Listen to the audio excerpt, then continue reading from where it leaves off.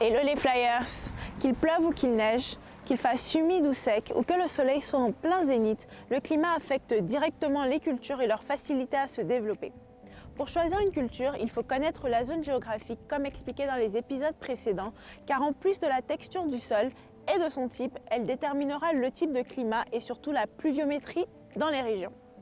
Alors bienvenue dans la Minute Agro, je suis Christine et aujourd'hui nous allons parler de comment le climat affecte le choix de votre culture.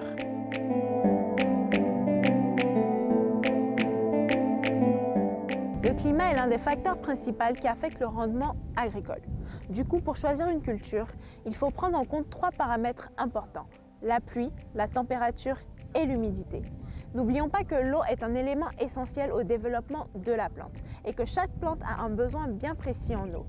De ce fait, connaître la pluviométrie, c'est-à-dire la quantité de pluie tombée par an dans une région, est primordial pour le choix de votre culture. Parlons maintenant de la Côte d'Ivoire. Il existe 4 types différents de climat. Nous avons le climat attiéen, au sud et à l'est, qui a un climat tropical humide avec une pluviométrie élevée, ce qui favorise les cultures comme le café, le cacao, l'hévéa ou le palmier à huile. Au centre, on parle de climat baoléen, qui est aussi un climat tropical mais moyennement humide, ce qui favorise les cultures comme l'igname ou la banane plantain. Au nord, c'est le climat soudanais, qui a un climat tropical sec.